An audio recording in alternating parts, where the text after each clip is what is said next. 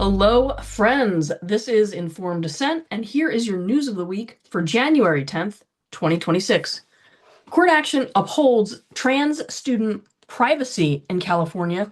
The Ninth Circuit Court of Appeals revived a California law that prevents the forced outing of transgender students by teachers. An appellate court blocked a lower court ruling that would have allowed mandatory parental notification when a student identifies as trans. The state argues the ruling preserves student privacy protections while the case continues through the courts. This is a case being closely watched nationwide. Florida parental rights case asks Supreme Court to weigh in. A Florida parental rights case involving January Littlejohn, a friend of the pod, is asking the Supreme Court of the United States to weigh in on school gender secrecy policies.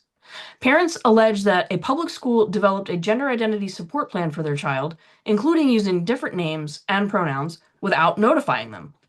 Lower courts dismissed the lawsuit, but the parents have now petitioned the Supreme Court, arguing that schools cannot exclude parents from decisions affecting a child's upbringing. The court has not yet agreed to hear the case, but it's being closely watched nationwide. DOJ subpoena blocked in transgender care investigation. A federal judge recommended rejecting a DOJ subpoena seeking patient information related to transgender youth care at Colorado Children's Hospital. The judge ruled the subpoena was improper and likely intended to pressure the hospital into abandoning care that remains legal under state law. Isn't that part of the problem? Part of the broader Trump administration effort to scrutinize gender-affirming services.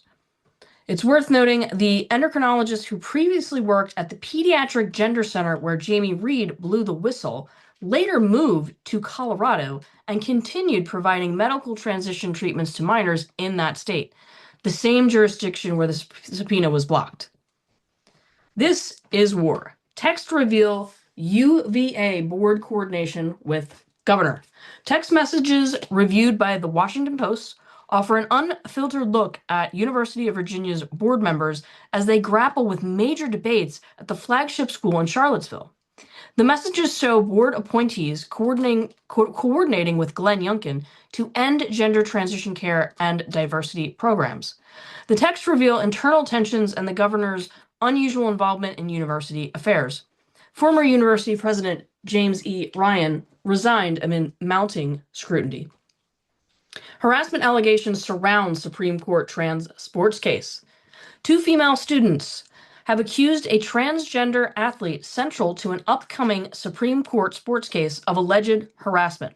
While advocates for the athlete call the allegations unsubstantiated, the case has become a flashpoint ahead of oral arguments on January 13th over whether states may bar males from girls' teams. A major national moment in the ongoing culture war. That's your news of the week, and joining us this week will be Ben Appel, author of Cis White Gay, The Making of a Gender Heretic. He's written for the Wall Street Journal, the New York Post, Newsweek, Unheard, and many other publications. And now, on to the show. Good morning, and welcome to Informed Dissent for this week, ending on, well, today is Friday, January 9th for us. You'll be listening to this on Saturday, the 10th. I'm Jamie Reed, whistleblower from a pediatric gender center, co-executive director of the LGBT Courage Coalition, here with Lauren Legere and Corey Cohn. Would you like to introduce thyselves? Sure, I am. Damn it. I'm Lauren Legere, the co-executive director of the LGBT Courage Coalition. Your turn, Corey. I am Corey Cohn, cat owner and communicator on some of the disillusionment that follows from attempting a gender transition. The cat appeared on cue. Yes. All right, so this week, anything jump out to either of you as the biggest thing of the week in the news? Yes. I sure, you mean in the world of gender? because Yeah. we can't Oh, talk about no, no, do we not can't do talk about people getting shot it. or revolutions in Iran. That's not what we're talking about. We're talking about smaller things this week. So do you want to talk about I guess last week it was the Washington Post writing ridiculous things in their paper. And then the New York Times said, hold my beer. Yeah. And they gave us a one up. Yeah, so that was a story about a young man who identified as a trans woman, um, Leah Smith. Do I have the name right? Correct. And this young person uh, transitioned in senior year of high school uh, and went to college to join a diving team.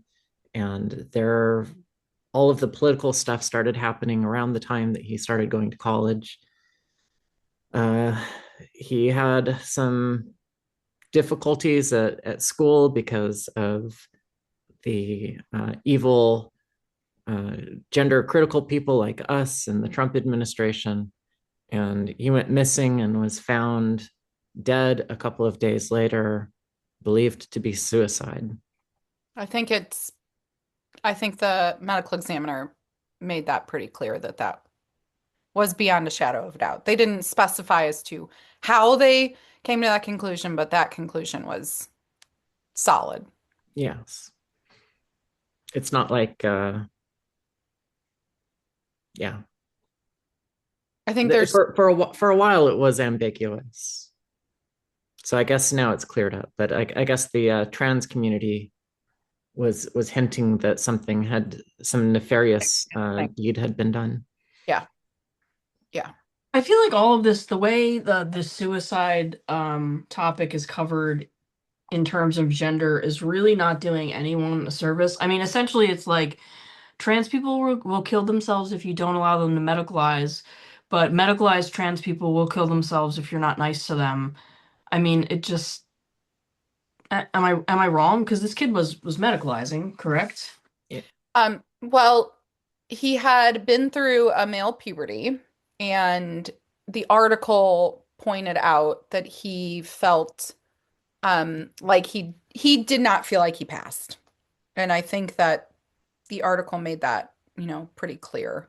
Um, they mention his shoe size. He wore an 11 and a half in women's. I've Was never heard of that shoe size in women, so that was interesting. oh, wow, what a weird segue. Oh, we're going to talk about shoes? I do love shoes. I'm one of those people that I'm a shoe person. I have so many shoes, sneakers, boots. I'm a shoe whore. I'm not afraid to admit it. Go on. I I was just gonna relate this back to um for trans individuals, shoe size can be somewhat of a um what's the word? A sensitive subject. Yes. Have you any experience with that, Corey? Buying women's shoes? Yes. And what size do you wear? 11 and 3/4. No, seriously. Why are we talking about my feet? I didn't sign up to talk about my feet. No, if you're trying to if you're 5'11", our subject was, then you're going to have large feet, even for a man, and that's going to mean very difficult to buy fashionable ladies' shoes. Correct. Having previously been married to a trans-identified individual, shoes were a sore spot and a contentious subject because um, what you can find in menswear versus women's wear does often depend on your size. And Mm. yeah, but we are on a strange shoe tangent. Um, Leah, Well, I want to say for all of my trans male friends out there, Doc Martens go with almost anything. When you say trans male. Yeah, we're both like, who are you talking about? Everybody. Okay. Okay. For Doc anybody. Martens are for everybody. That's There the you go. takeaway. Okay. If you were born with a hoo-ha or a wee-wee, you can wear Doc Martens and they can go with a lot of outfits. Doc Martens, the great equalizer. Okay, so Leah was okay. How does we've not mentioned what this has to do with the Supreme Court or why Well, the New York Times published this now or what's going yeah, on. I think it's worthwhile to compare this piece a little bit with what we discussed last week in the Washington Post, which this piece was also, even though it was published as national news, it was completely from a sympathetic, biographical viewpoint of the subject. There, uh, there was very little newsy about it. It was really a profile and a tragedy. And I've said this before about similar pieces. I don't remember if they're New York Times pieces, but they may have been. Every time you have one of these pieces about a trans-identified person committing suicide, there are 1,000 people who are not trans-identified whose suicides don't get a story like this, or 2,000 people who kill themselves, who do not get glossy stories like this. So this type of privileging of a trans identity so that you get a soft, fuzzy, sympathetic story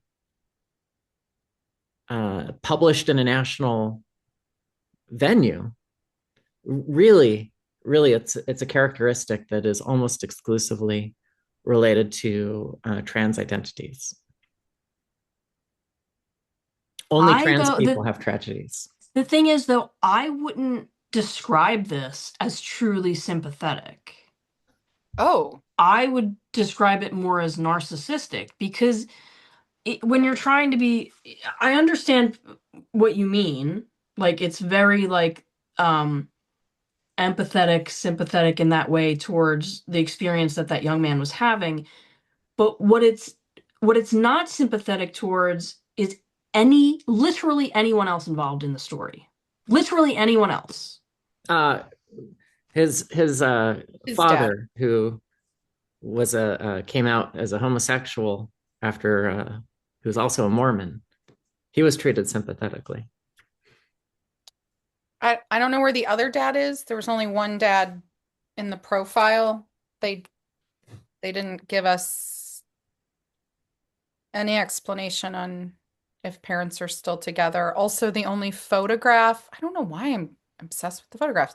Um, as far as I know, there was no photograph of Leah. Oh, wait, nope, there is one. I saw one. It hadn't loaded. Leah Smith in a selfie. Yep, okay. My New York Times app has been very glitchy recently, and I don't know why.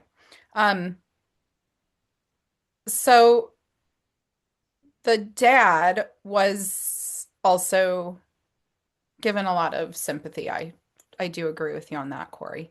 Who were the people, Lauren, that were completely absent, though?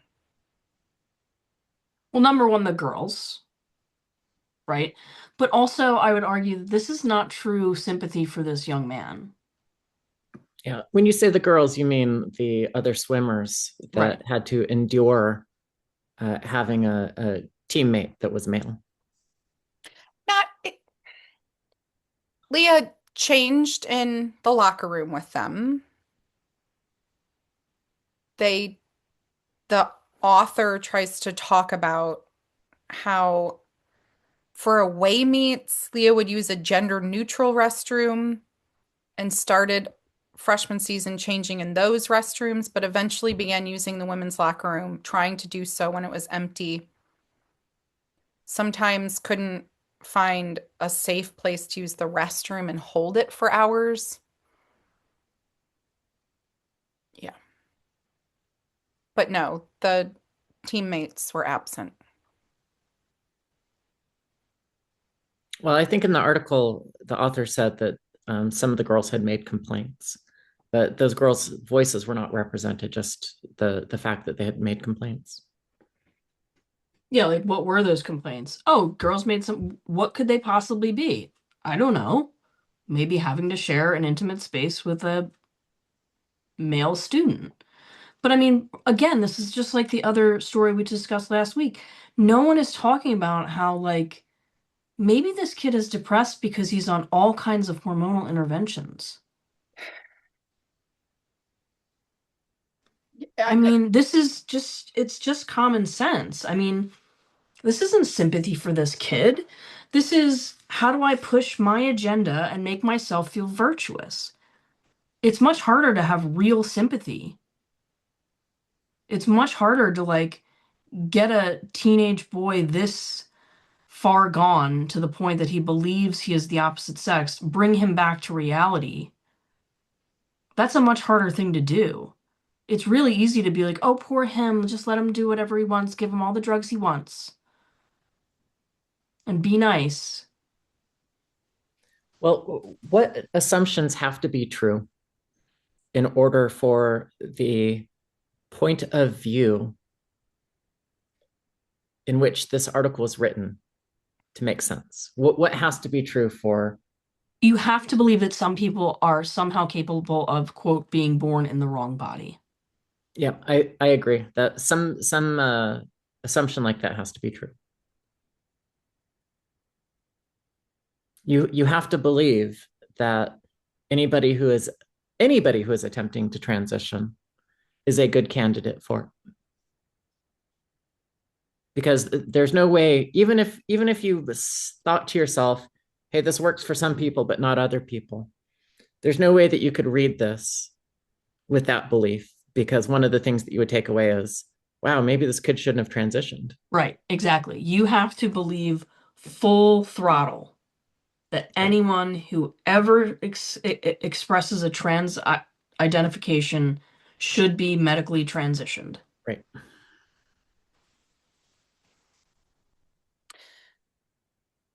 Again, I'll just point out again how the suicide narrative, like anyone trying to anyone, and I hate to say our side because I feel like we're much more on the side of these kids than anyone else, but anyone of the position that we hold, um, I just lost my train of thought. God damn it, it was a good one. Yeah. Could I try to finish it? Yes, please, thank you.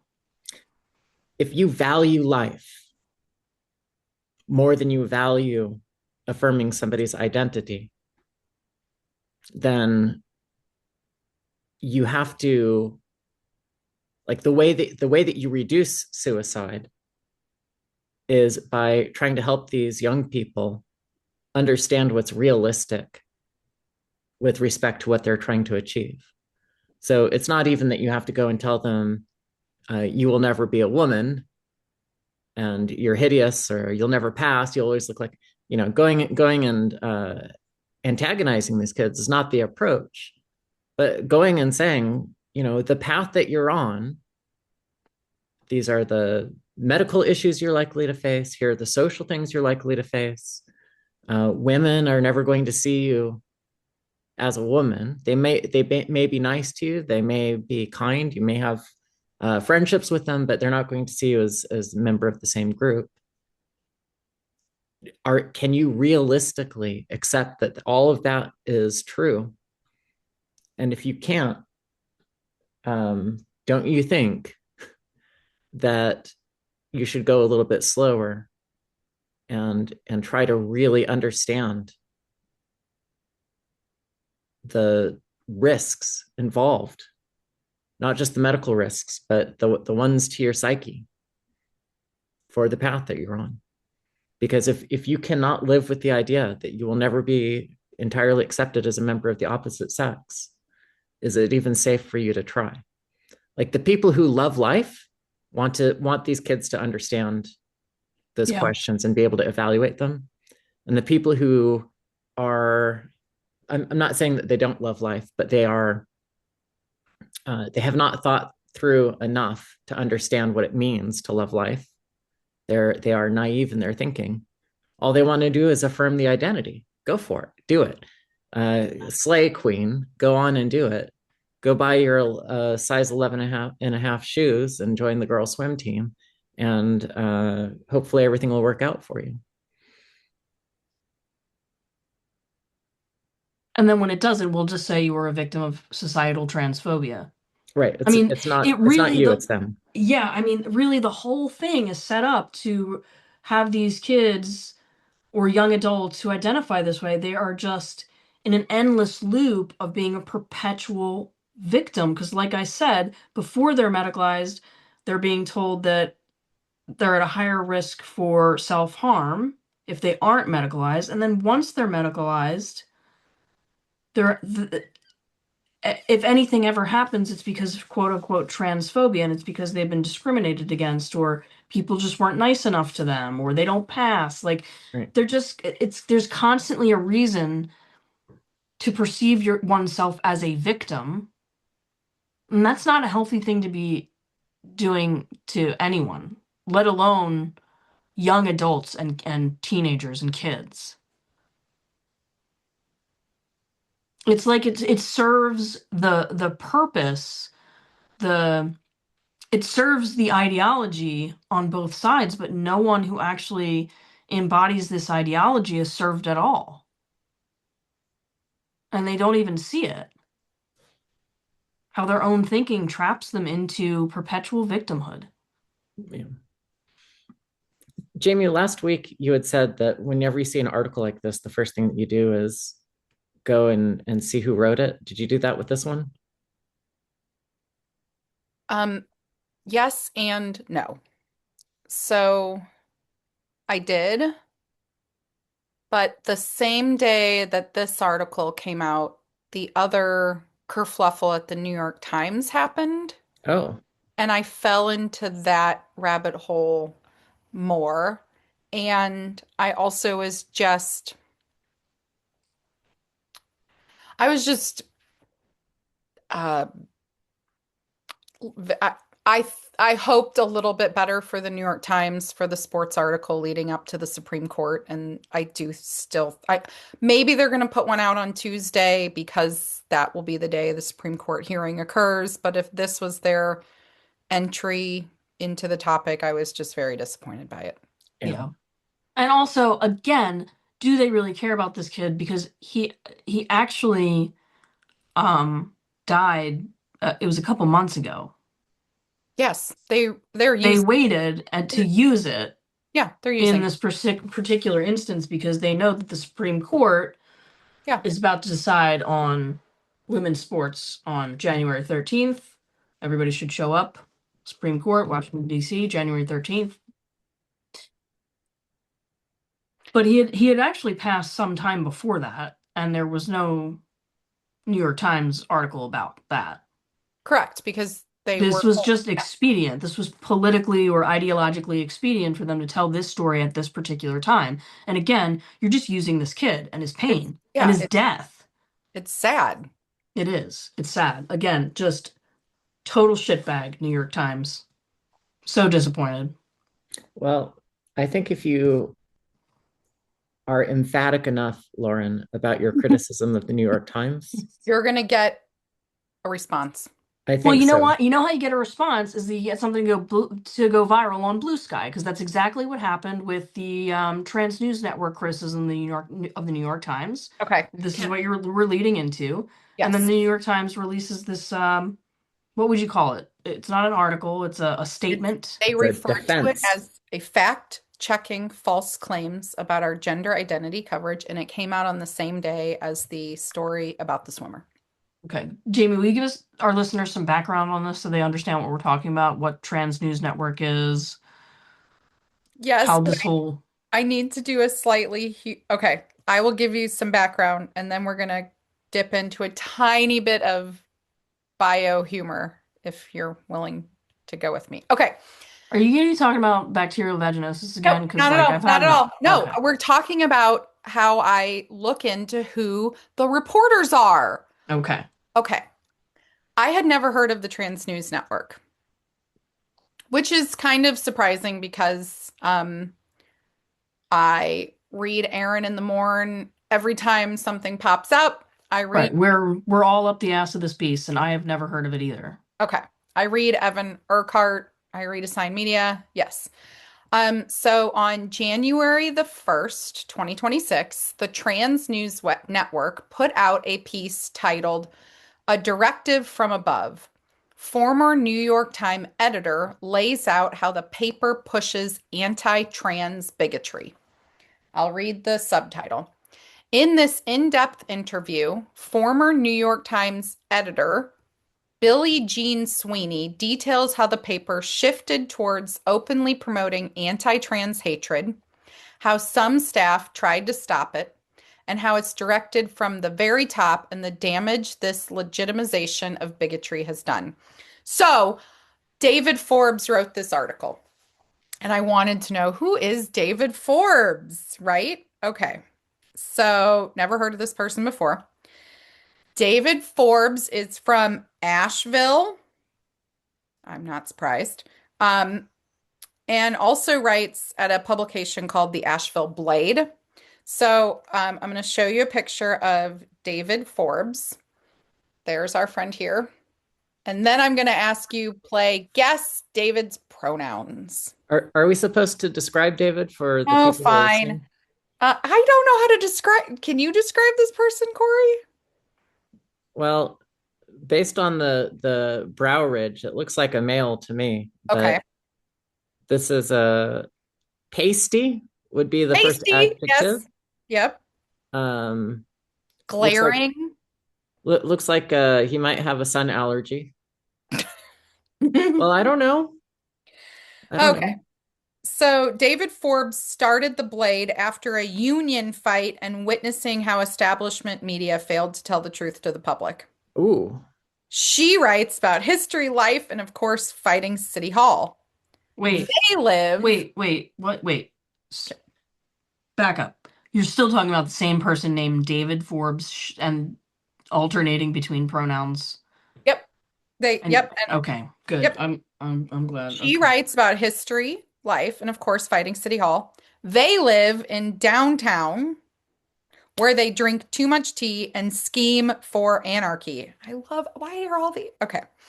Um, some of the other friends that write for the Asheville Blade include Matilda Bliss, who is a non-binary trans woman. Um, she is interested in mutual aid, making jewelry, opposes gentrification in the prison industrial complex. Veronica Coit, this is one of my favorite sentences ever. Veronica Coit is birth giver to two, mother to a few, and grandma to one. They are an award-winning community volunteer who founded Asheville Cat Weirdos. Mm-hmm. Okay. And Mm-hmm. Oren Solstice also works there, is a queer trans activist um, who is a loving father of an elderly cat companion and five fish.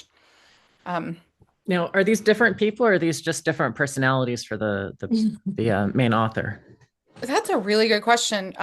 These are different people who all work at this little publication. It's a co-op, of course. Um, if it's a true anarchist collective, they probably sometimes pay each other with like printer ink and paper as opposed Hmm. to, using currency. So would you describe this as a, It's a utopia. legitimate news source, like some big operation? Have they broken any like major stories? I Yes, mean, they broke the story that the New York Times responded to. okay. Which is that one of the former New York Times editors who's a man who identifies as a woman. Had Didn't complaints. didn't like the way that the New York Times editorial policies did not positively favor trans perspectives. How so? Do they give examples in this article? Yeah.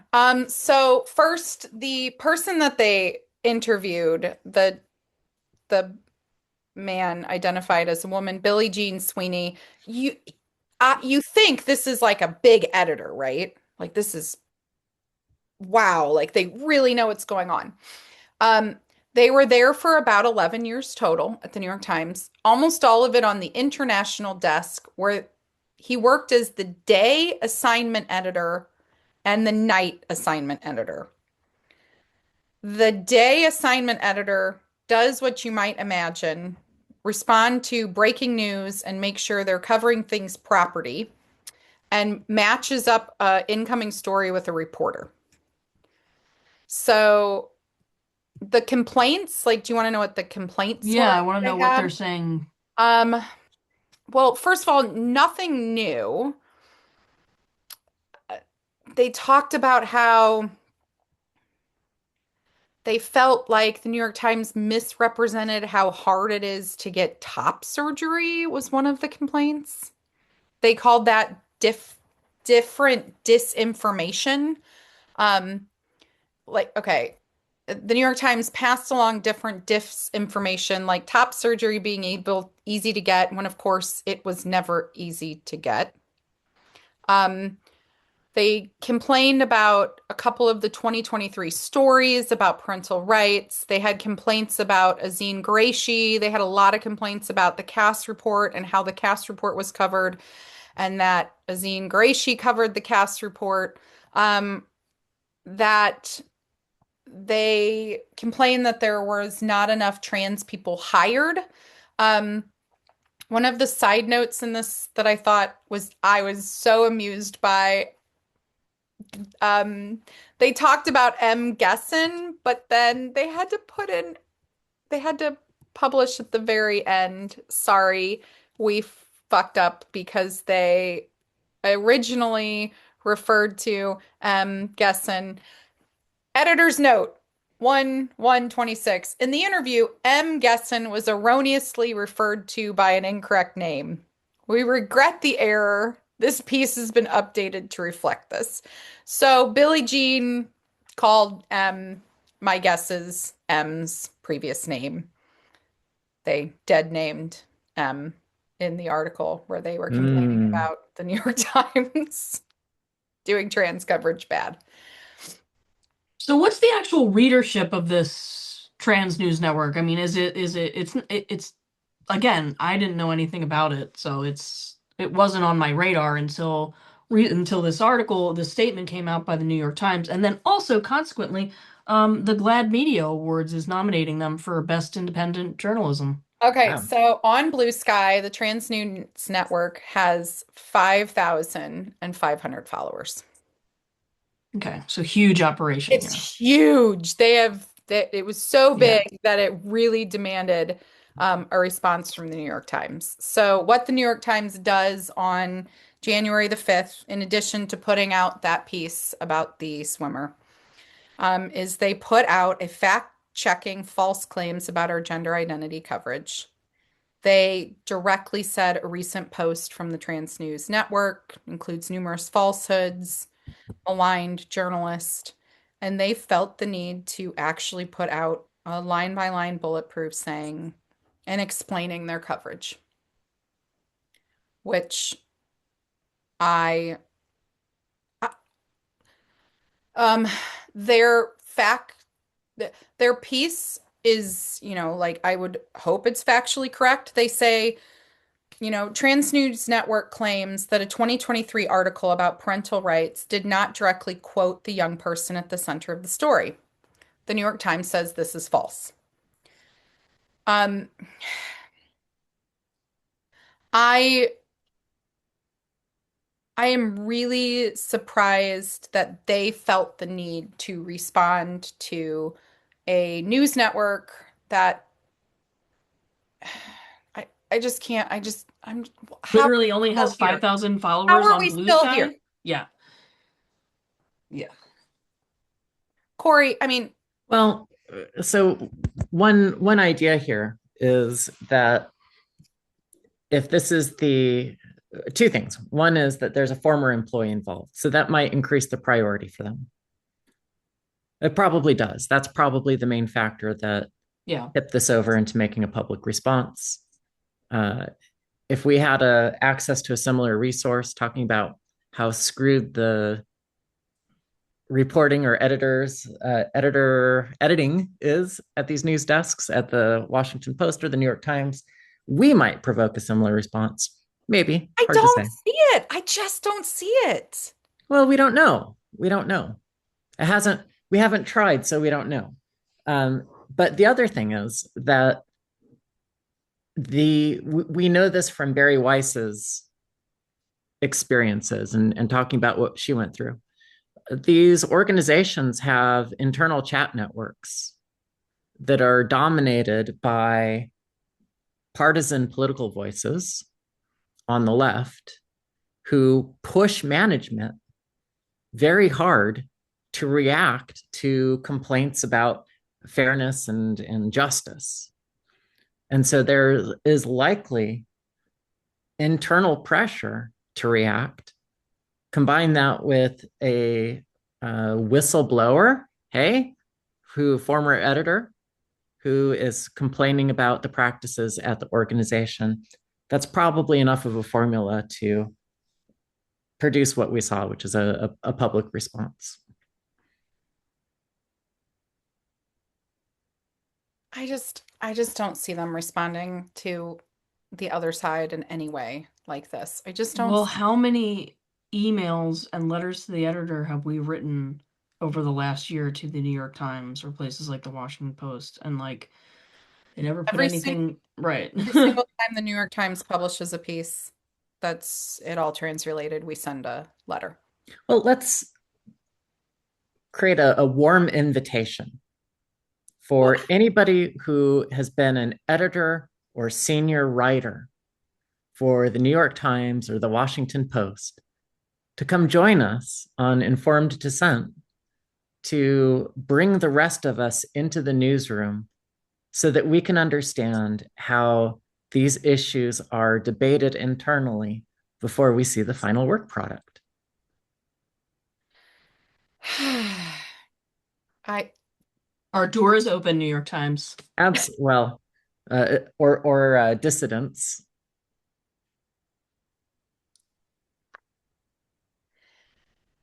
I don't I don't understand this type of criticism of the Times though. The criticism. Uh, Yeah, I just This is, this is a really basic Overton window stuff. We want to control the tone of the coverage of the articles that matter to us. And so we just keep criticizing until they change. If we're honest with what we're doing with our episodes, where we open up these particular stories and criticize them, we're trying to do something similar. We just don't have as much institutional influence, so we're using the levers that we have. But this is in a broader level, this is really about trying to influence the narrative. And there's not a whole lot of secret gender critical people ensconced at the New York Times. Every time they find somebody who has a lick of independent thought in their heads, they run them out of that spot. They keep one or two token conservatives there so that they can pretend that they have some diversity of viewpoint. But anybody who's not one of those tokens is really pressured to follow the rest of the left leaning narrative. I'm gonna jump over to GLAD for a minute if we are willing. Okay, we got a few minutes still. Okay. So GLAD announced their 37th media awards. 37th? Does everybody know who GLAD is? Mm-mm. And who they used to be? This is gay and lesbian. GLAD used to stand for gay and lesbian. You don't know. It's fine. Go ahead. Do you know? No, I just My guess is that they've rebranded so that GLAAD no longer stands for anything. It's just GLAAD. Well, it is. That's exactly what I mean. But it used Yeah, to be about gay and they lesbian representation in media, correct. Yes. and now Okay. it's just glad. Okay, so here are their nominees in the category for I have to laugh. I feel like this is such a spoof. The nominees for the 37th annual GLAAD Media Awards out in the category of outstanding independent journalism. Okay, why don't you just jump in with a yes if you've ever heard of them or no if you haven't. Okay. Assigned Media. Yep, we know who Yes, that but is. Okay. The Buckeye Flame. yes. Yep, I I do. no, I did I not know I've about I the have Buckeye Flame. I I've have gone fought toe with to the toe. editor I've gone toe on, to toe with the editor on yep. X multiple I can't times. remember his name, but Okay. he's He, one of these hypocritical gay men who yep. yeah. Okay. Charlotte's Web Thoughts. What is this, like a Pam's House Blend? Are we going all the way back to the early 2000s here? I've never heard of this. Are they on Okay. Blogspot? No, Okay. never heard of Charlotte's Web Thoughts. Okay. Aaron in the Morning. Yep, heard of that No, one. who's that? Okay. Impact Media. Yes. Queer Kentucky. Oh, No I read such that every thing. morning. Yeah. The Queer Review. No. Okay. No. Trans News Network. Nope. Only ever heard of that because of this recent debacle. Okay. Under the Desk News with V Sphere. Spar. Nope. Okay. Never heard of them. So And I'm surprised that's not with Parker Malloy. and Extra Magazine. No. Okay. How many X's? Oh, good question. It's just XTRA magazine. Oh, XTRA? I know some Hmm. people like that. Okay. So there are 10 nominees. None of them are LGB focused. 8 are completely TQ, and 2 are queer, nominally LGB, but functionally just queer aligned. Okay. So just a little bit more insight into a couple of these. The Buckeye Flame was once gay focused, now largely aligned with queer and trans politics, offering little resistance to LGBT erasure. When I argued with their editor online over and over again when I was going to, it's Ohio, right? Yeah, it's Ohio. That's right. That's why we had arguments with him. Yep, it's Ohio. He thinks any critical voices should only be from Ohio, and I don't think he has the symmetrical opinion about anybody who's a friendly voice from his point of view. Yeah, he was fun. So am I shocked by this list? No. But if I could add a few names to there, I would absolutely love to see, some people that maybe don't have, maybe not everybody loves, but I think Ben Ryan should be on there. Brad Pablamo. I don't know. Do you have any other It's suggestions? Palumbo. I don't know why you have this mental block for this very typical Italian name, Palumbo, and you I'm want to call them a Mexican pepper. sorry. There's a reason for that, but it's fine. Do you have any other individuals you would want to recommend if we add some other nominees? Katie Herzog, Yeah. although I guess that's not really her beat anymore. No, but yeah, I mean this is the state of where we are for an organization that was supposed to represent us.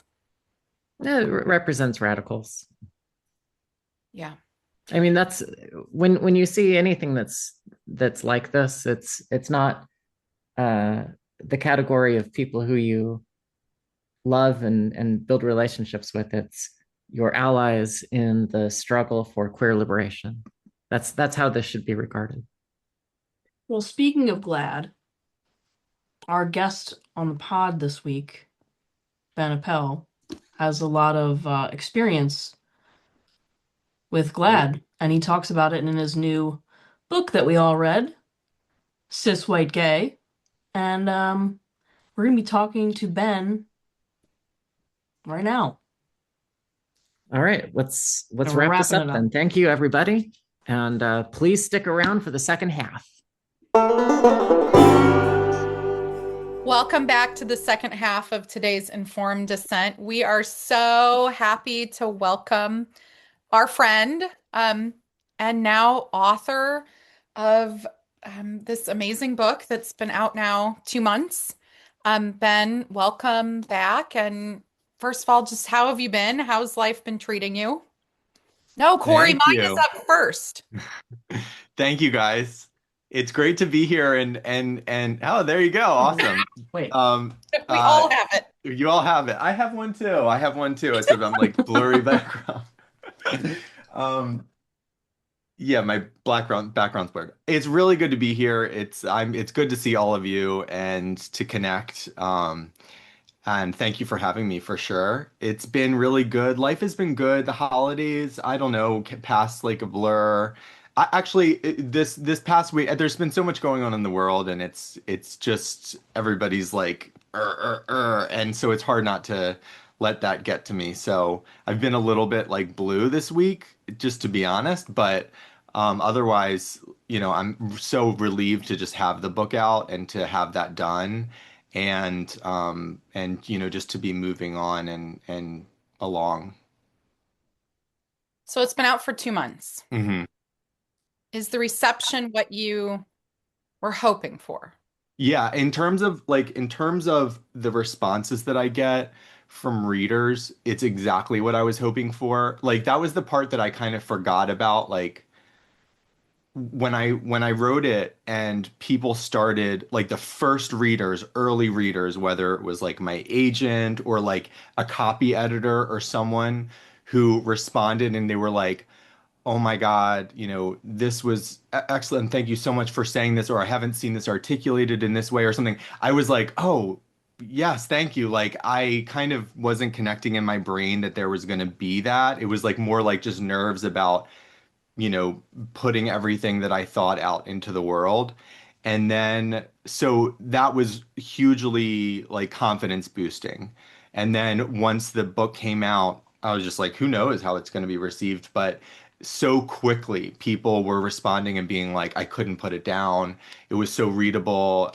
And again, those things like, wow, this is so accessible for so many people. You put this in such a good way. The storytelling's really good. It's really captivating. Just like really kind and thoughtful things. And those messages have just continued to come from strangers or people I know as well.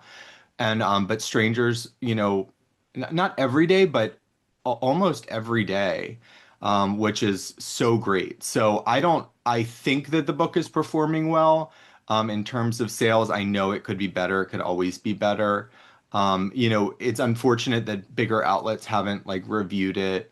And it's a good book, I think. Like I'm proud of it. And I do think like I read it when I got the printed version and I reread it and I was like, oh, I had stepped away from it for a while. And I don't know. I thought I at least I conveyed everything I want to. I just don't know if it's going to be boring or if people are going to enjoy it or what. And then I read it, I was like, oh, this is actually good. Like I'm proud of this. This is good. So I think that I am in this place where if people choose to ignore it, it's to their detriment and their loss. That's kind of my opinion about it. So Ben, when you were going about getting it published, Mhm. were there any hurdles? Because I do think that it is very likely that your book is going to be the first time anyone hears the gay perspective on this that is not just like rah rah trans great.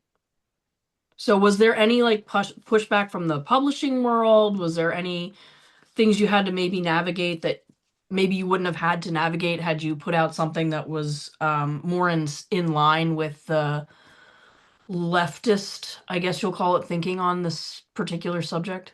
There's so many hurdles. I mean, look, like I'm so blessed to have gotten a book published, but I was also picked up by like the publisher itself. It's distributed by Simon and Schuster, but Bombardier is like a conservative press. So they were the only one, like, my agent was really confident about it and she was super excited and the proposal was really good.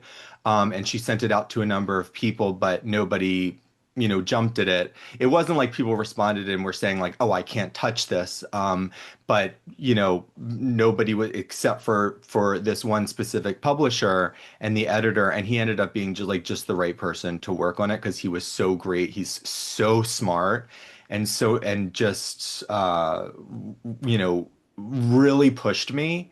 And so that this is the result of that working with him and just him pushing me so hard. So yeah, but there were hurdles. I mean, when I first started and I was like, after I published a piece in Quillette in July 2021 about that kind of became like the blueprint for this book. Um, it was a long essay. John Kay edited it. And after that, I was like, Megan Daum said, like, oh, this kind of reads like a book proposal. So why don't you and I just put a thing in my brain and I said, oh, that's a good idea. So I kind of just queried different agents. And one agent is the agent for an author that I've long loved. I'm not going to mention his name, but he's a gay writer that I've loved forever. And his agent is also a gay man. So I messaged him and I was like, look, I've been a fan. I got to meet this writer, blah blah blah. This is an essay, and he wrote me back and he was like, look, this needs somebody brave. I'm just another cis white gay who was recently told that I'm not allowed to say crazy anymore. So the publishing industry is not what it used to be, and this requires someone who's willing to, you know. I appreciated his feedback. When I got in touch with my current agent, I queried few other agents, and she responded. She's like, "I disagree. I don't think this needs anybody brave. I think this is great. I think that people want to read stuff like this." She's super established, and it was wonderful. And that perfect person came along as well. So different hurdles like that, But again, I mean, I got published, so that's wonderful. The real trick is like just Um, contempt prior to investigation, like looking and see, oh, because if you've read it, you know that it's not like a MAGA screed, that it's not like a whatever screed. I mean, it's to me, I feel like it's just that was the most welcoming feedback that I got when people were like, oh, you really need to get on liberal news networks and shows because this really appeals. And I'm like, thank God, because I didn't know if people were going to read it and being like, oh, this is just another like anti-woke, whatever. I wanted it to just be honest. It was just, and grappling with things that I'm still figuring out myself and that we're all still figuring out, but laying out there like what we have figured out, which is all this fuckery, pardon my French. So, I but little hurdles like a journal, a publication, gay and lesbian prominent, had contacted and were like, yes, we want to da da da, and then sent them the book, and they were like talking about reviewing it and even inviting me to write. But he's like, oh, we're going to figure out at our next board meeting, who, if anybody's going to pick this up and review it, which is great. But I'm thinking like, well, that's going to require that person to like really do something risky as well. Because if they're going to really engage with these ideas and they have, a board that's divided about this stuff, which they probably are because so many boards are of different organizations and so on, then or they just might be like, I don't want to touch this, or who knows, they'll give it to the person that wants to just tear it apart and lambast it and just say, let's just do this. This is easy. This is the easy way to go about it. So yeah, it's been here and there, but yeah, it's been good overall. And you and me and Jamie were co-hosts of Informed Dissent 1.0, let's say. This Yeah. is like 2.0. So it's been a few months since we've had regular weekly catch-ups, and Mhm. it's great to see you again. But because we're so familiar with you, we know a lot of the material that's in the book before even reading it ourselves. Would you mind, just for our audience, describing a little bit what is the book about, and what are maybe some of the major scenes in the book? Yeah. Well, the first part of the book, like about like, growing up in a covenant community, which was essentially like this religious cult that I grew up in, and, then getting into activism and becoming a self-actualized gay man, married, proud, out and proud, was kind of was like the initial trajectory of like where when I was entered back in like 2015, 2016, I'm going to get into writing and I'm going to do, and then before I became a heretic and kind of confronted all of these things that was really what it was beginning, and then it just evolved from there. But yes, I grew up outside of Baltimore in a fundamentalist religious community, a covenant community called the Lamb of God. It was very tight knit. The women were called handmaids, the men were the leaders. It was very patriarchal, very authoritarian. I was there until I was 12. And then we left very abruptly, where we just, and essentially just pushed out of it. And I was kind of plopped down in a new world. And I was a profoundly girly kid. I was profoundly effeminate. And I was, tormented from the beginning in that religious cult. Nobody, I explain this in my book, but there wasn't so much backlash because it was such a small community. So really all that matters was this, like, you were just a good Christian and I mean, we were in praying and worshiping and speaking in tongues and doing, it was just so like, whatever, Yeah. very sensationalist and, I mean, a gay kid really fit in well there. Let's just say that. But anyway, because of just all of like the pomp and the whatever, Right. the pageants and like the, blah, blah. So, So some campy aspects to it. campy aspects for sure. So, the singing and the dancing and the tambourines. Anyway, so when I got to public school was when my peers, going from 4 kids in my grade to like 200 kids, they were like, "Wow, you're a fag, you're a girl. Are you a boy or a girl?" Da da da da. And it was, so alarming because I had learned how horrible it was to be gay, that it was pretty much the worst thing that you could be. And so they're connecting my natural, self with this identity. And then, of course, I start progressing through adolescence and puberty and realizing, oh shit, I am one of these things. I am what they're saying that I am. So it was all of these things culminating at once. And I ended up, in the book, I talk about developing obsessive compulsive disorder in the form of moral scrupulosity, which was like obsessive and compulsive prayer and rituals, constant self-scanning for signs of immorality and sin, and then getting into drugs and alcohol, which became my coping mechanism, and then getting older, getting sober, and then after years of being sober and getting slowly better, I became a hairstylist, and then getting into activism, and that was the impetus that led me back to school to go to Columbia.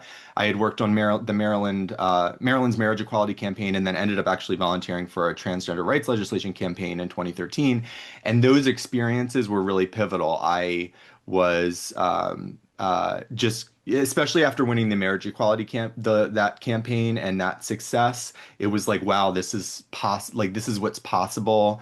It was hugely exciting and validating, and I wanted to keep chasing that feeling. So that kind of led me, I'm like, what can I do? I want to write, I want to be a journalist, I want to go back to school, do more with my life. And so that, I just aimed high and then got to Columbia, and really that's the core of my book, I think, is my experience at Columbia during Trump's first term, and kind of just this jaded, like, entering the spaces, wanting to be this, from the very beginning, LGBT activist, progressive part of the resistance, fighting, working at GLAAD, all of these things, and then just becoming aware and being in these classrooms where we're learning these queer theory and critical theory, and where everything's infused through that lens, and just being in these rooms and having my brain like kind of talk back and think critically and be like, that doesn't, and then being terrified to kind of object, and shutting those thoughts down and suppressing, and then finally just letting myself, follow those paths and figure out what I actually thought about these things. And going to an MFA program after I graduated, having to leave that because I wrote about this new homophobia, and it sparked a big backlash in the program, and there was a DEI investigation, and I was like, I'm out of here. I can't do this anymore. So it's really, the book is overall about, becoming a free thinker. I mean, I dedicated it to the free thinkers, especially the gay ones. I wrote that at the beginning.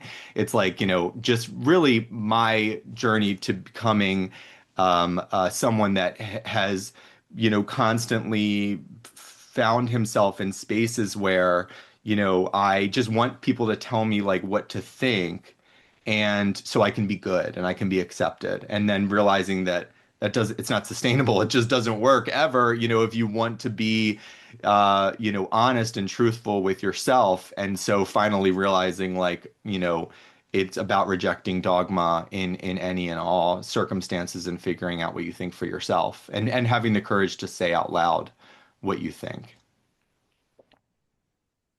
Can I jump in? Corey, did you have a follow-up? No, no, no. Go, Okay. go ahead. Um, I loved it. I love the book. One of the things I didn't realize that I think we shared in common until finishing the book is I love memoir. I'm a nonfiction reader. I don't read fiction. So to me, memoir is the tiptoe over to the other, like memoir is like the fiction, it's like the juicy richness that you don't always get from good nonfiction. So I loved it in terms of the fact that I absolutely love memoir. You mentioned three other memoirs in here, which also shocked me because they're all on my shelf. So Mhm. I felt a deep connection with you there. This is what surprised me. So I've known you almost solely about gender. Mhm.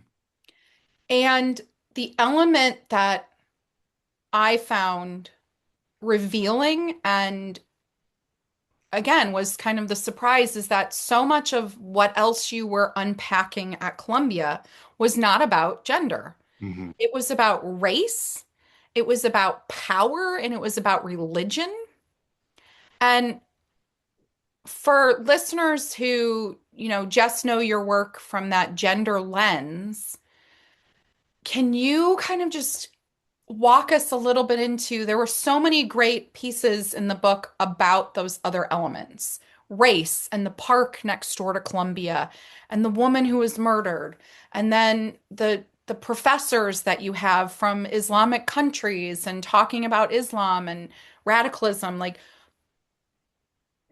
what do you feel like anything like peaked in like succession? Was it seemed like in the book it was Islam first, but can you kind Mhm. of talk about those other elements that absolutely have nothing to do with gender at first glance? Yeah. Yeah, that's a good question. So it is about that, and thank you for saying that. And maybe perhaps the subtitle is like a misnomer, like it's, because it can maybe misleading because it is about so much more than gender. But yeah, But they all you tie them all together, okay, great. but you go into these other avenues that I was surprised by. Yeah, yeah, thank you. I probably was like what started to, and I might even write this like, well, when I entered Columbia, my first week there was Trump's first inauguration. So it was, it's just a hugely charged atmosphere that I'm entering into. Was I geared up and ready? Hell yeah, because I was devastated by Trump. I was a tried and true liberal progressive, like, HuffPost reading, and whatever, all that stuff. So I was ready for it, and I was like, this is where I'm going to buckle down and I'm going to get into the meat of gay and lesbian history and our history and activism and be a part of progressive politics and just be at its core and fight back. And then so quickly, so well, shortly after Trump entered office, he introduces his Muslim ban. And that sparked a huge backlash. And I actually write this in the book. What I was hugely ignorant of and unaware of was how central the Israel-Palestine conflict was to the campus culture. Now, that might sound stupid. I just was hugely naive to it. And I think a lot of people are. They don't realize how much this is central to it. And so Do you I feel knew like that it's just Columbia? Like is there something special about Columbia or is that the universities like the Ivies now in general? I think that well, I think there's a lot of reasons for that. I think it's the Ivies in general, and I think it's colleges in general. Harvard for sure. I Yeah. think Columbia is special, one, because it's New York, and it's like this, it's and also well, and Columbia has outreach school like affiliations, like including like with Israel and so on. And not just that, but Colombia has such a history of activism. And so, going back to like the 68 protests, like during the Vietnam War, and then over this gym that they were building in Morningside Park, Yeah. that sparked a huge, riot. And then the campus shut down for numerous days and kids, occupied buildings, which of course happened again, Yeah. previously. To me, it's almost like it's just this culture of activism and these young people coming in and chasing everything that came before them. They're chasing that feeling. It's like and I was too. I mean, you look at these images, these grainy images of these protesters, and you look at Kent State and you look at all of these things going on in 68, and it's very romanticized. It's very much like, I want to be a part of that. These are the good guys. This is what I want. This is who I'm supposed to be. And they're really chasing that feeling. I mean, I write that in the book. Like, it was the civil rights, Vietnam War, then it very quickly went into like South African apartheid, and then very quickly went into, Israel, Palestine, and then it's all just they're constantly fasting and protesting and boycotting and da da da da da, da. And then once other conflicts, are settled or taken care of, what's the next thing? And Israel Gaza is so there's a huge Jewish population, but there's also so many international students. And then what makes it so central to this is, yes, Columbia and other institutions as well, but it became this kind of chic new progressive thing, 80s and 90s, to bring in all of these professors from Muslim majority countries. To It was like, oh, this is radical, this is going to really um uh, shake things up and give us some cachet, some chic, Ivy League cachet. And so, well, these folks came, and a lot of them were profoundly into anti-Israel and also profoundly anti-Western. I mean, just the West as we know it, and were hugely influenced by, people. Edward Said. I mean, he was the post-colonial theorist, and he was at Columbia, and he died in 2003. The Edward Said chair is there. So this is just so central to that culture. So taking these and I was like, well, I'm going to be part of the resistance. Okay, so this is the first thing. This is the Muslim ban. So what am I going to do? I'm going to protest with all of these people. I'm going to join a Muslim group, put on a big community-wide prayer on the quad, and laid out blue tarps where everybody participated in an afternoon prayer, and to show solidarity with Muslim people. Well, of course I'm going to do that, because this is but that was when I first started. It was so quickly into the semester, and now here I am kneeling in prayer and tapping my head to the Yeah, forehead to the I ground, read that section. and Yeah. thinking like, what am I doing here? Like, what? First of all, I mean, women, gay people, like, profoundly oppressed in Islamic, think of Iran, and there's just such a disconnect here. And so quickly it was going into these classrooms and seeing what was really about just this cultural relativism of like, everything West is bad and everything else that's non-West is debatable, and it was this hugely very like backwards inversion of racism because it was like, oh, this kind of this very Rousseauian like noble savage kind of idea of, oh, these folks are perfect and untainted by Western colonialism and therefore right and godly and good. And so yes, like female genital mutilation, like yes, this and that, but that's their culture, and we're the bad ones, we're the oppressive ones, and it was it was just this effort for 3.5 years of people trying to deconstruct every positive idea I had about America, about Israel, about the West, and just eradicate that to kind of really make me into what those activists want me to be. And that's what they're doing to young people there. For among your classmates, were there other kids who resisted? I say kid, I know you were an adult when you Yeah. went there, No, but yeah. mostly young people. Were there ones who resisted the curriculum or criticized it? So there were some who like there were uh very few that I knew of, but there were like Mhm. out and proud conservative students, right? I didn't see them in a lot of my classes. They perhaps were another, I mean, I spent so much time in humanities classrooms and social sciences classrooms, creative writing classrooms. So like you can imagine the folks that I'm running with in these classrooms. So if I'm not really in very many, I mean, I was taking science courses, but I'm not in very many STEM courses. So who knows? I'm not in economics courses. Yeah. Who knows what the population is like in these spaces? In the spaces that I was in, there were not any resisting or objecting or anything like that. It was a constant, you know, competition who could be the most woke, and it was just so stupid. I mean, just so dumb. Like it was just so dumb. It was like these people just their brains rotting, and we're challenging. Really. Thankfully, I didn't let that happen. I soaked up this opportunity, but I was just like, holy hell. Um, but yeah, there were some, but like for example, I write in the book like, my friend Max who was a kind of a heretic and saw the same kind of things like me. He started having panic attacks and he couldn't talk because he was shouted at for what he was thought was being helpful, and he realized that as a white person he wasn't supposed to help a black person. So things like that. There was another friend, I call him Nathan in the book, I think.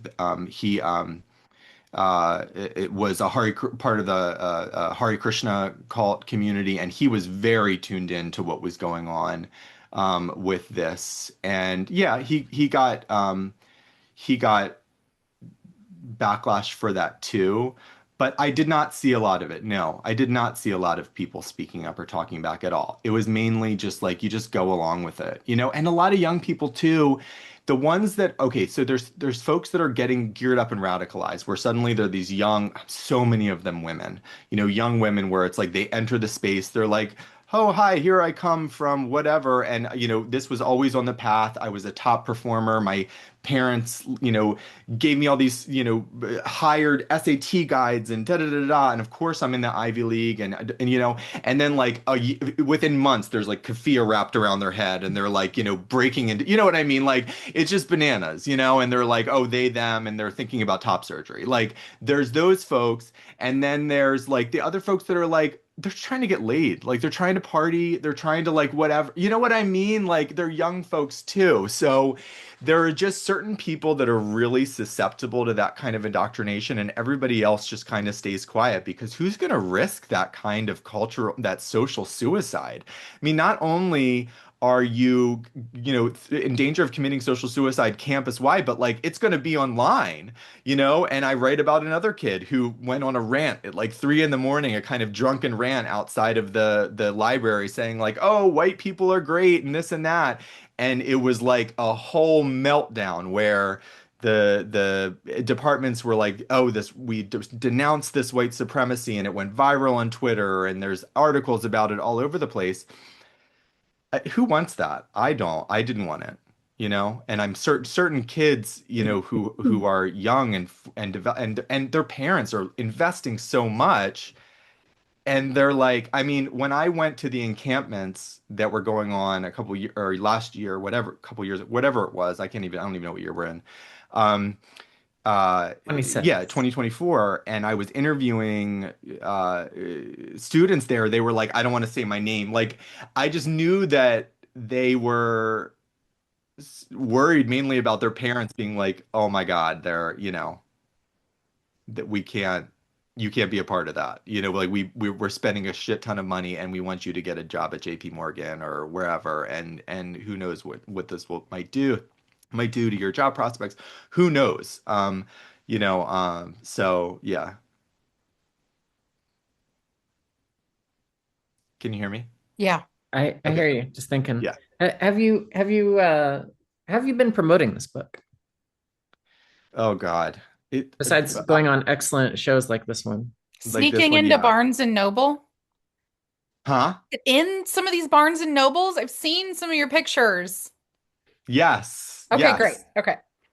Yeah, so yeah, it's in Barnes. I mean, it's so hard. I hate self-promotion. I hate it so much. It's awful. But yeah, going on podcasts and trying to get, op-eds out there, like, people just getting attention and saying, "Hey, this is who I am," and writing. But guys, like, I'm freaking exhausted. I'm just burnt Hmm. out. I'm like, I am, Well, it's so much work to just write the book, get it published, and then it's out, and you're like, wait, I'm not done yet? Yeah. Yeah. Yeah, essentially, yes. And Yeah. so it's like a second job. And yeah, so that's what's been just constant emails and I should be pitching like every single day, and I am like Pitching what? Pitching. on current topics. You guys, Okay. I am like, what can I say? I mean, I say a lot, but it's just like there's for me, I'm a person that needs to like think about things for a while, like I don't like the hasty, like jumping at a conclusion immediately. Like with gender, with this stuff, like I was quiet for a while because I was like, I don't know what the hell. But then I dug into the research and I was like, okay, let me figure this out. And of course it ended up being like worse than I even thought it was. But that was when I was finally felt confident to actually like say something.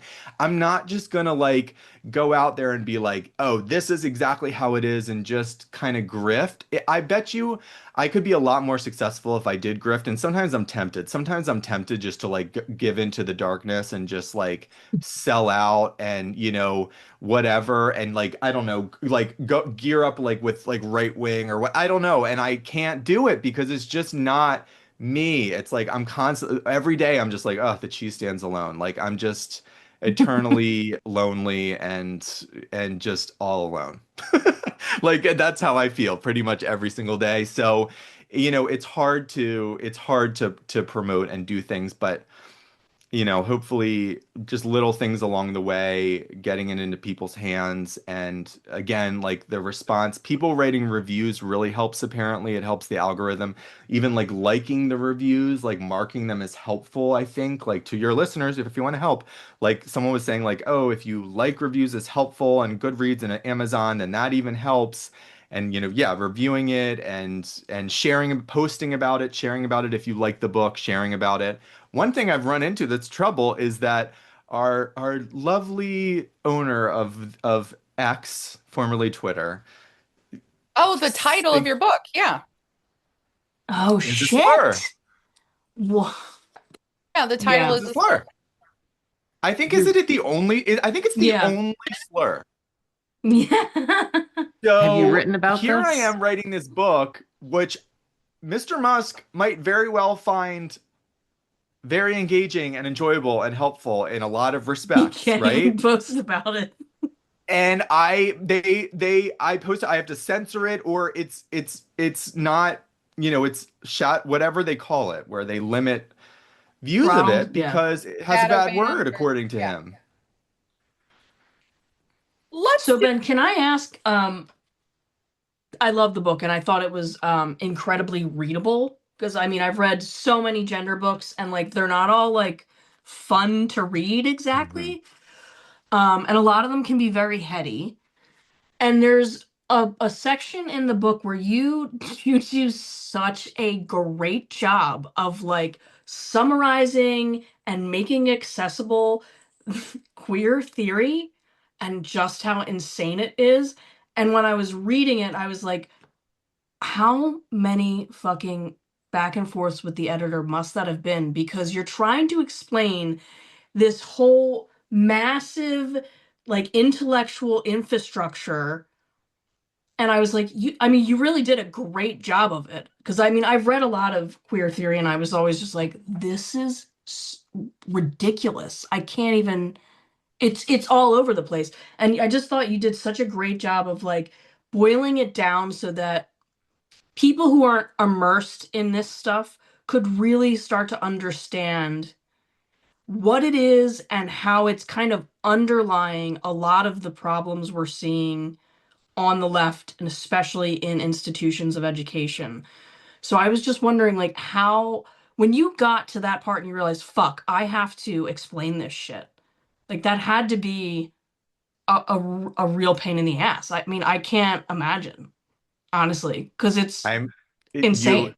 you hit the nail on it. I mean, first of all, thank you. And that means that it was like because that was the hardest part and I was it yes, it took the most because I this is why it took me 3 years to write. And this is why I gained 50 because pounds. queer And theory this is is why that I was constantly depressed and constantly, really, I mean, I was in a very dark place for a solid 2 years, like not well. And it was, Lauren, though, Lauren, I think you said the same thing when you first figured out what was going on with trans and kids. mhm. And when you realized it was that deep, you fell into a very, yeah. Oh yeah, I was not well when I realized how the tentacles were everywhere and this was way worse, like you said, way worse than I initially thought it was. Mhm. Yeah. Yeah. Totally. And so I knew that I had this opportunity and I knew what I was up against. And I was like, so essentially, for like 3 years, in my head, who I'm arguing with is like all of these queer theorists, like the Jules Gill Petersons and the Grace Slavers, like all of these people who are just going to be like, like immediately just poop, like be like, oh, well, that's actually, and be like, shut the, like these morons, these freaking crazy lunatics Thank who you. Yeah. are Morons. just but they're bananas and they're Yeah. morons. And they pose as they're fucking posers. And so I was just constantly arguing with these people in my head. Like, so I was like, Mm. regardless, I'm never going to reach them, I'm never going to change their minds, but they're the folks that are just going to they have they're all they have to say is like, oh, this is incorrect because blah blah blah, this is a bad interpretation. And with queer theory, there's no right interpret, so they can just Right. change the rules anytime they Exactly. want to.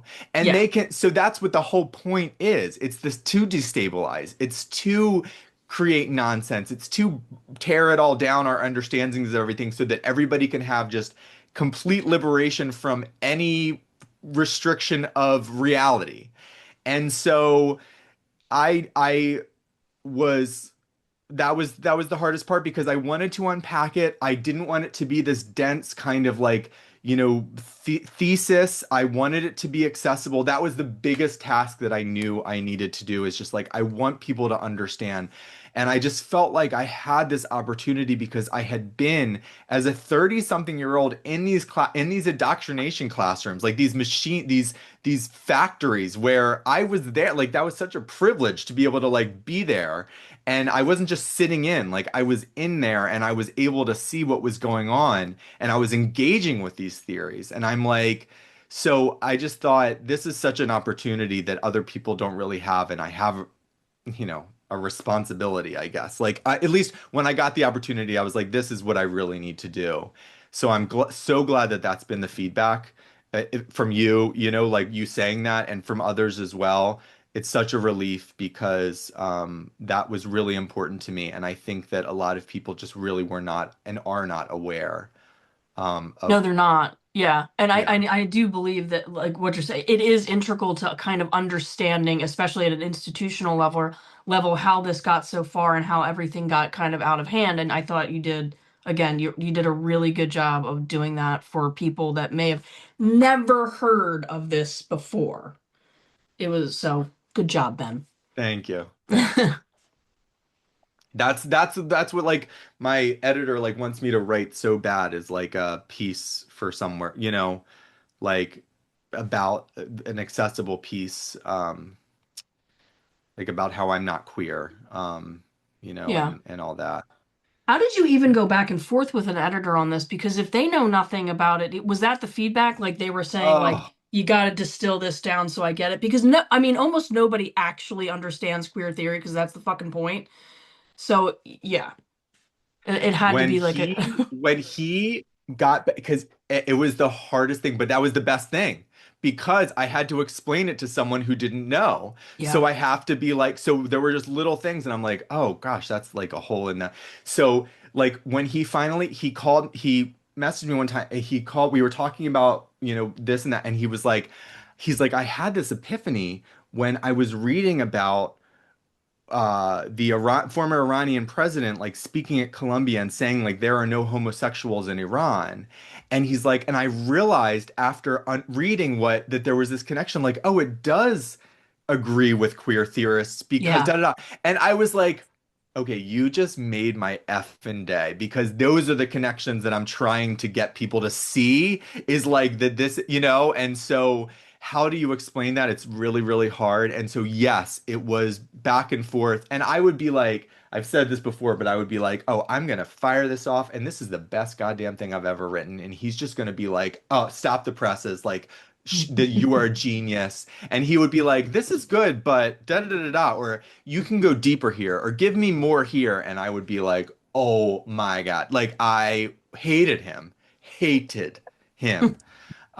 But it paid off because I was like, in the long run, I was like, oh fuck, he's right. Like I need to go further here. And then some of that for clarifying for writers who are like perhaps like, thinking, oh, they have to just appease. Another part of it that I think ended up making it a success as well is that yes, there are other times where you're like, okay, you have to listen to the editor and the editor's right. Sometimes you're right. And sometimes you just have Oh, to trust your gut about what you're doing. And if they don't see the picture yet, they're going to see it once you get to where. So I think as any creative person or anybody working on things, they can kind of, you want to be guided and get feedback, but you also kind of compromise your own, like you find yourself being like, I just want to please, please, please. And then you're like kind of getting lost and you're like, no, that's not. And so finally just letting go of that and being like, I need to just stay on the steady here and take his response and just kind of take that, but not see it as like the end all and be all because I have a vision here and I know what I'm doing and just to trust so much of it is about like trusting yourself. That's the hardest part is just like trusting yourself that you can do it and going through it. So Ben, who do you hope to reach most with this book? well, okay, I want to follow up that question because when you write about the um MFA program, uh, do you still have the contact information for any of those lovely non-binary women? Like I kind of would like to mail them a copy of this. Oh my God. Like, do you still that like I Yeah. want to know how people like that respond. Like I want yeah.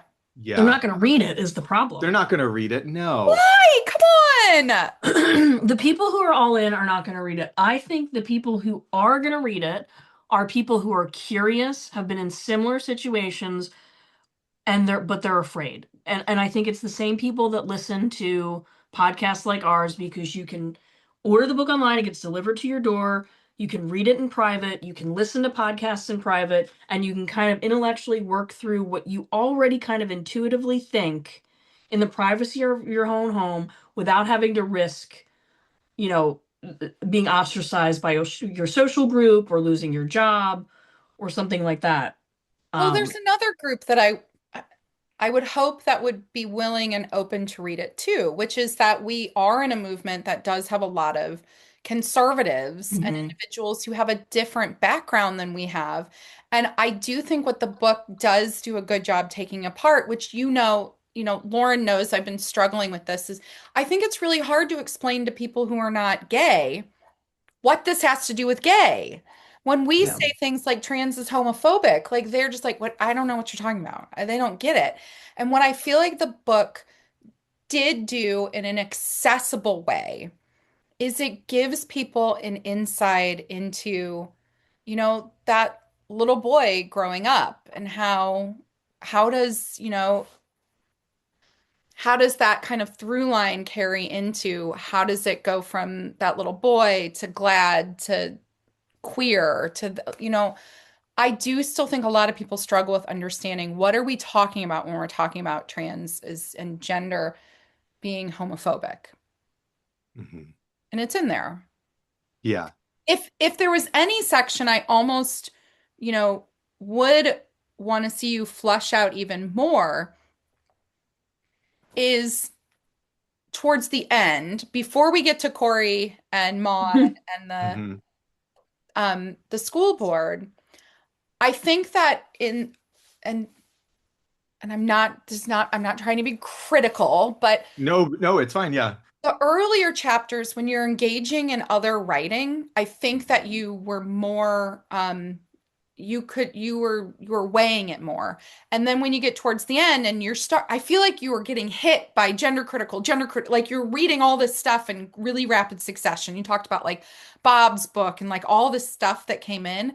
I almost would like to see that blown open even more, where you could take apart more how you engaged with those writings and then how you formulated your thinking in that same way.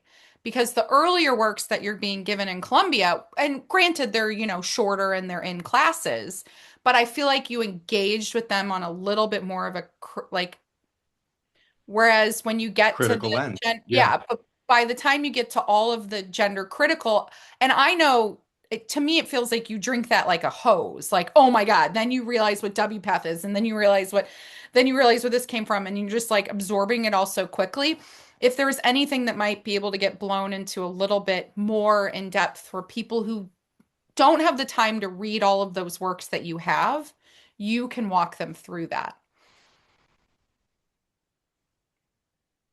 Yeah. Yeah, There's so totally. much. That's good feedback. Yeah, Uh, there's so much there.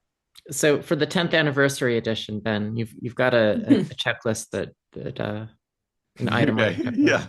Yeah. Yeah, exactly. Yeah. That's really good. Yeah, in fact, I think yeah, that's a good feedback. I think that yeah, there are going to be I really want liberals to read it. I just want liberal people to read it. I want Democrats to read it and liberal people to read it, and I want people to be just validated in what they have been thinking and knowing for a long time and being like, I knew I wasn't fucking crazy, you know? And I knew just to feel less alone. And that's again, like that's I've posted recently, like people I was like, I noticed a trend in responses that I'm getting. People keep saying like, I felt like I was reading my own thoughts. I felt like you were in my head. I felt like da da da da da. Like it was just such a therapeutic experience because I was trying to just to work out on the page like all of these things that I was grappling with, and I think that a lot of people are or have grappled with or are still grappling with. And I just want liberals to read it because, you know, It was raw. There were a lot of sections that were really raw, though, too. yeah, I mean, not to go like too off course here, but there was one section where I think you were really grappling with when you really begin to understand like a country like Iran, offering homosexuals a choice, like you can transition or you can be put to death, and thinking about, like people have been thrown off roofs, and I think you were very vulnerable in a couple sections where you said, like, I spent the last 6 hours thinking about what it would feel like to jump off this bridge. Like, you brought people into that these concepts are both concepts and theories, but they also hit, like, they're real, like, and they really hit, and Right. they are really deep and dark to grapple with. And even like today, as Iran itself is like on fire and the internet shut down, like, one of the first thoughts I had this morning was, I wonder what all those medical tourists from the United States that were over there waiting for surgery are doing today. Are they going to get on a plane and come home? That's a great question. That's a Like, great question. how are we interact internationally in this world? And, every day it's still churning. Every day there's still more. Um, I think we need to find a grant writer to get a whole bunch of money so we can mail this to every local state Democratic chairperson of a health and science committee or an LGBTQIA committee. I'm gonna try to get your book mailed Sorry, out. you're breaking up, Jamie. I think we should I'm get sorry, this. you broke up for me. I couldn't hear that. What were you saying? Corey, you try. Well, she wants this book to be sent to every influential Democrat to read. Or, well, I'm sorry, I misquoted her. She wants it to be sent to all of the Democrats with political positions. That's not necessarily the same thing as an influential Democrat. Yes, the Democrats, the influential Democrat. Oh my gosh, I would love that. I would love if it got into their hands. Yeah, absolutely. I mean, I would love for Pete Buttigieg to read it. I would love for, like I know uh that he would find some things in this that would resonate. But even, not just him, I think it would be wonderful if they did. Yes. If you want ideas on how to increase the Sorry, you readership were of this breaking up there. book, I couldn't hear. me? Yeah, you both were just a Yeah. little bit, but it could be my connection. I apologize. Okay. Well, if you want some ideas on how to increase the readership of this title, follow up with my friend Nina Paley. She'll give you some ideas. Oh, I certainly will. Absolutely. Thank you for that recommendation Yeah. because yeah, it's the thing is that like it's so hard to do self-promotion. It feels like but then I'm like, but I feel like there's something really valuable here and I do really want people to read it. Like that's why I did it. I mean, I hope that first of all, of course it's a memoir, so it's self-indulgent. Like of course, like I'm telling my own story and stuff like that. But I did it because I was like, I feel like I have a valuable perspective to give here, like that not a lot of people have. And I want people to know this. I want to get this into people's hands. So, I do feel confident that it's good. And I'm that confidence has grown not just because I'm like, oh, this is I just know, but the feedback from people being like, I really think this has potential to really shift things and hearing that from liberal people, it's like, okay, like yes. So how can we do this? Yes. So I'm going to absolutely. I love Nina and I'm going to get in touch with her for sure. Yeah, I think you really you put forth a perspective and a story that I think a lot of people like there are some things in this book that are so similar to my own story and I think people are gonna read this and see that like they're not the only one thinking this because we've especially on the topic of gender and some of the crazier things that are coming out of the left. I think there's plenty of people that are like, I can't be the only one, but they feel like they're the only one. It's actually funny. There's a section in here where you talk about Indiana Jones. Oh yeah. I'm not kidding, Ben. I had the same fucking conversation with somebody once. Because we were at a party and somebody asked me what I wanted to be when I grew up, and I was like, an archaeologist because I wanted to be Indiana Jones. And somebody told me how problematic it was, especially, and I'm like, are you kidding me? They were talking about the Temple of Doom being super problematic. I'm like, but that's the best fucking one. Like, what do you please don't ruin this. What? Right? So I think a lot of 100%. people will have been in similar circumstances thinking the same things that you and I have been thinking about a lot of these topics and afraid to say anything back. Mhm. So I do think it's going to resonate with a lot more people than even are going to reach out to you because people are just so afraid. People are going to be hiding this under their mattress, but they're going to be reading it. Thank you for saying that. It gives me hope. It really gives me hope. It's Well, like this afterwards. It's like I feel really hopeful one day, and then really just like, the next. So this gave me a lot of hope. It gave me because I needed some. where can people purchase your book? Where can they buy? Amazon, Barnes and Noble, Book Culture, other places as well, like Books a Million. Yeah, for sure. Like really wherever books are sold, essentially. And it's on ebook and then also a physical copy. They can do that. So they can get it on Kindle, and then on Nook, and so on. And then yeah. Um, Except it is not sold in the Wiccan anarchist independent bookstore in where we in Portland because I asked What? for We it and were they in were like, Port. Oh my God. She we're in asked for Portland it. and I asked She for it. She went into this bookstore that is literally draped like wallpapered in the progress flag. And And Wiccan anarchist. she goes up to the guy. He's still wearing a mask.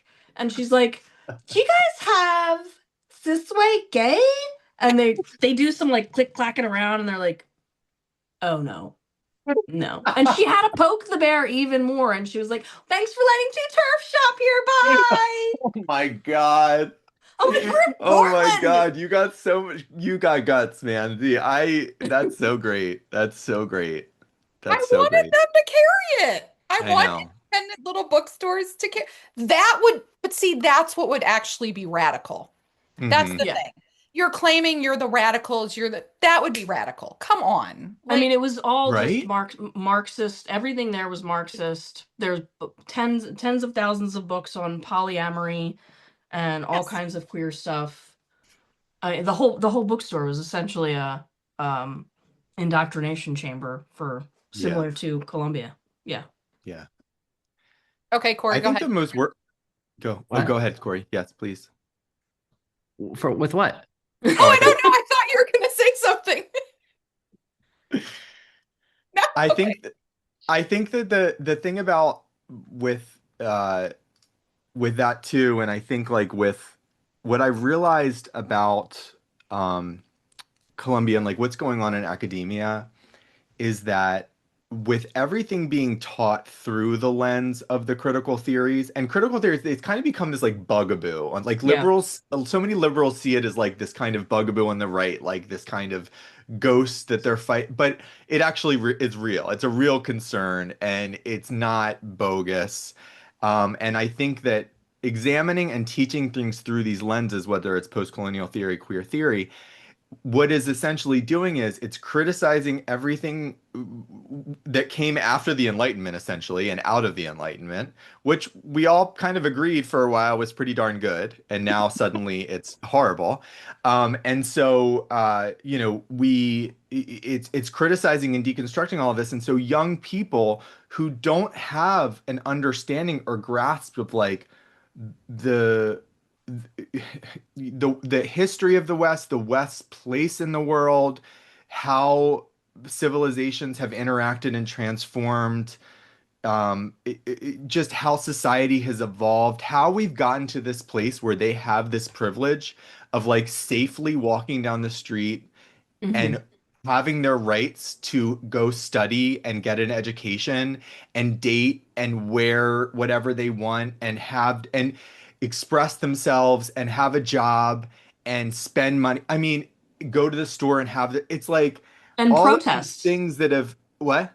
And protest. And Like, do they protest. do they think that they could have these protests in some of these No. countries that they're yeah, exactly. So it's like to not understand that and then to be taught that through this critical lens of like, okay, everything of what you're about, it's pretty much saying like everything what you're about to learn right now is horrible and evil, and our job is to deconstruct it and dismantle and to burn it all down. So back during the Enlightenment, da da da, you know what I mean? It's just like prefacing all knowledge with what I'm about to tell you is evil. And it's just and then infusing that throughout it, constantly. And then second guessing it. So it's saying like, and so this person and then this happened. Well, they say that happened, but really, what is happening? And Yeah. what Yeah. is he said? And what is it to say something? Are we talking about, I mean, it's just a never ending, like I wrote in the book, like I was constantly reminded of an acid trip I took when I was 18 years old. And I was in the basement with my best friends, and we're sitting there tripping balls off, and we're sitting there deconstructing the whole universe and kind of unraveling and being like, and this is the me, and constantly getting to like there's no point, everything means nothing, that feeling of just you think that you've gotten it and then it's like there's nothing there. It was just winding to just unraveling to where it's just like you're watching a film and then it's like those old films where it like melts on the screen, it's like that's just like what it is. It's just nothingness. It's just meaninglessness and nothingness, and that is what they're aiming for, because the idea is that that's what attains ultimate liberation and autonomy, is like freedom from all restrictions of any kind of collective understanding of reality. I can just change the rules and live outside these bounds. But it's all incoherent because at the same time, they want to like, and so they're like, oh, abolish this and break this down. Oh, but also we need this intact medical system to tether young people to for the rest of their Yeah. life. Like, it's just so We don't know. incoherent and Yeah. contradictory. It's We like, don't know anything about anything except for the Western medicine we need to transform the bodies of young people. That's all except good. for the fact that this Yeah. saves lives. Yeah. That's the one thing we know. Also, the scientific method, whatever. I mean, that came, screw Newton because he was a white supremacist, but also these puberty blockers are going to save your, I mean, it's just ridiculous. Yeah.